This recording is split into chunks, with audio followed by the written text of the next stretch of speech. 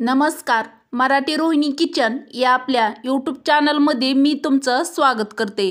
तर माझ्या प्रत्येक सुगरणीला रोजच्या वापरात येतील अशा उपयुक्त किचन टिप आज आपण बघणार आहोत. चला तर मग व्हिडिओला सुरुवात करूया. अतिशय खास टिप नंबर 1.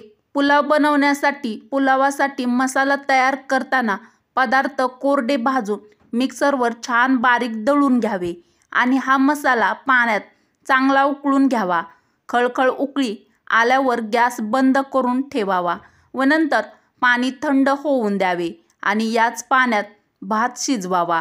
यामुळे मसाले खाताना तोंडामध्ये येत नाहीत किंवा तोंडात येत नाहीत आणि पुलावाला पण खूप छान असा वास येतो किंवा लागतो व यामुळे आपल्या पुलावाचा स्वादही वाढतो.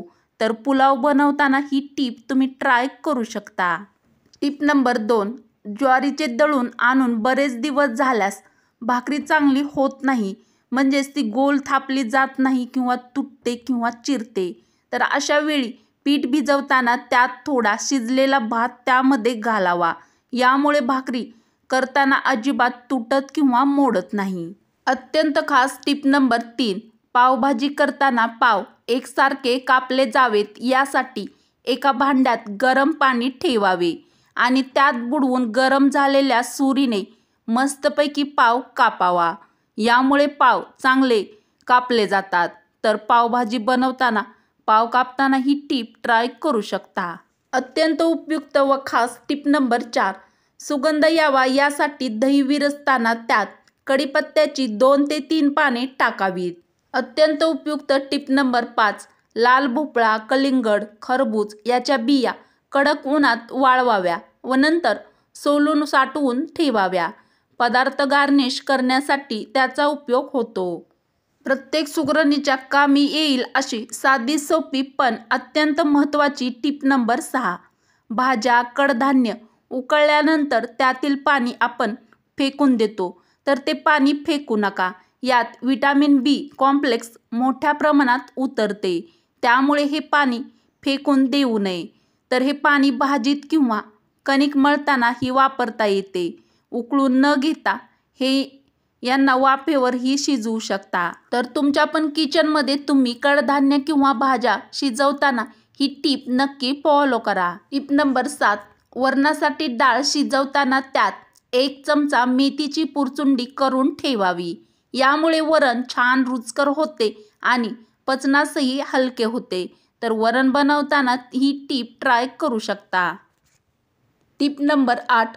रस काढण्यासाठी घरात ज्युसर नसल्यास फळे किसणीवर किसावीत. यामुळे पण छान रस निघतो. साधी सोपी पण अत्यंत महत्त्वाची टीप नंबर 9. बऱ्याच पदार्थात आपण कांदा घालत असतो, तर भांड्याला कांद्याचा वास लागला असेल तर थोडा वेळ ते भांडे मिठाच्या पाण्यात घालून ठेवावे. यामुळे त्याचा वास निघून जातो. प्रत्येक सुगरणीच्या कामी येईल अशी उपयुक्त टीप नंबर 11. हाताला किंवा पाटावर वंट्याला येणारा मसाल्याचा वास जावा यासाठी त्यावर कच्चा बटाटा किंवा लिंबू चोळा. साधी सोपी पण अतिशय खास टीप नंबर 12. गुळाचे सेवन करणाऱ्या महिलांना थकवा जाणवत नाही. प्रत्येक सुगरणीच्या कामी येईल अशी भन्नाट टीप नंबर 13. डोसा बनवताना डोसा छान कुरकुरीत असा होण्यासाठी त्यात पोह्याचा चुरा मिसळा. प्रत्येक सुगरणीसाठी खास टीप नंबर 14. वरण बनवताना त्यात थोडासा गूळ घातल्यामुळे वरण चवीला खूपच छान व एक वेगळी टेस्ट वरणाला लागते. प्रत्येकाच्या कामी येईल अशी अतिशय खास टीप नंबर 15. केसाची मेहंदी भिजवत असताना त्यामध्ये थोडेसे दही, लिंबाचा रस आणि आवळा, रिटा, शिकाकाई पावडर घाला. यामुळे केस गळती थांबते आणि केस काळे होतात. तर तुम्हाला पण केसासंबंधी काही समस्या असतील तर तुम्ही ही टीप ट्राय करू शकता. अतिशय खास टीप नंबर 16. कांदे साठवण्यासाठी कोरडी आणि अंधारी जागा योग्य ठरते. भिंतीवरील कपाटात कांदे साठवणे सर्वात उत्तम. कांदे फ्रीजमध्ये कधीही ठेवू नयेत. साधी सोपी पण अतिशय खास टीप नंबर 17. चटपटीत व झणझणीत असं तोंडाची चव वाढवणारं थालीपीठ आपण बनवत असतो. तर गरम तव्यावर थालीपीठ थापता येत नाही, म्हणून एखाद्या जाड कापडावर किंवा प्लास्टिकवर थापून मग थालीपीठ तव्यावर टाकावे. तर थालीपीठ बनवताना ज्या नवीन स्वयंपाक शिकणाऱ्या मुली आहेत त्यांना बऱ्याच वेळा हा प्रॉब्लेम येतो. Tip number 18. चहाच्या मसाल्यात लवंग घातल्यास चहा खूप स्वादिष्ट असा लागतो. अत्यंत उपयुक्त व भन्नाट टिप नंबर 19. जर घरात बुंदीचे लाडू उरले असतील तर दूध घालून त्याची खीर करावी. ही खीर चवीला खूपच टेस्टी व छान लागते. अतिशय खास व उपयुक्त टिप नंबर 20. घरात झुरळ येऊ नयेत यासाठी जिथे जिथे म्हणजेच ज्या ज्या ठिकाणी झुरळ येतात तिथे तमालपत्र ठेवावे. तमालपत्रच्या वासाने झुरळ अजिबात येत नाहीत. तर तुमच्या पण किचनमध्ये जर झुरळ असतील तर ही टीप ट्राय करा. Tip number 21. पुस्तकाच्या कपाटात बकुळीची फुले ठेवावीत. यामुळे झुरळ व मुंग्या होत नाहीत. तसेच कपाटात फुलांचा देखील सुगंध येतो. प्रत्येक सुगरणीच्या कामी येईल अशी अतिशय खास टिप नंबर 27. गुलाबजाम हमखास चांगले होण्याकरिता खवा मळताना त्यात अर्धी वाटी पनीर मिसळावे. पनीरमुळे पाक आतपर्यंत शिरतो आणि गुलाबजाम हलके खूप छान असे होतात. गुलाबजामुन बनवताना ही टीप ट्राय करू शकता. Tip number 28. दाढ दुखत असेल तर अद्रकचा तुकडा किसून त्यामध्ये थोडं सैंधव मीठ मिसळून त्याची गोळी बनवून घ्या व ही गोळी दाढखाली ठेवल्यास दाढ दुखणे कमी होते. तर तुम्हाला पण दाढदुखीची समस्या असेल तर ही टीप ट्राय करू शकता. Tip number 29. शिरा करताना रवा निम्मा भाजल्यानंतर ओल्या नारळाचा चव घालून पुन्हा भाजावा व नंतर नेहमीसारखा शिरा बनवावा किंवा करावा. यामुळे शिरा जास्त चवदार व टेस्टी असा होतो. तर शिरा बनवताना ही टीप तुम्ही नक्की फॉलो करा. अत्यंत उपयुक्त टिप नंबर 30.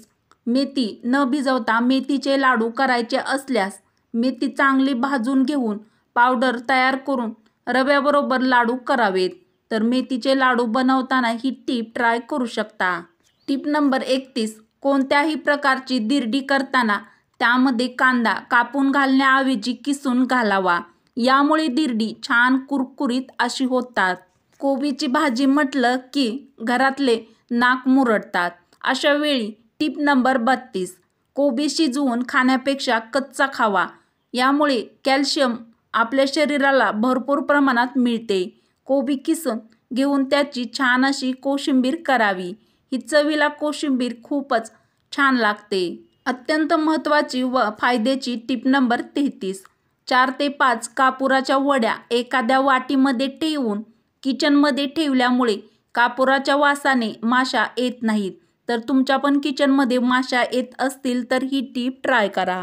वरील टीप आवडल्यास मराठी रोहिणी किचन या आपल्या मराठमोळ्या चॅनलला सबस्क्राईब करा, लाईक करा व असेच नवनवीन व छान छान व्हिडिओ तुमच्या मित्र मैत्रिणीला शेअर करायला अजिबात विसरू नका. चला तर मग भेटू अशाच पुढच्या एखाद्या छानशा व्हिडिओमध्ये. व्हिडिओ पूर्ण बघितल्याबद्दल धन्यवाद.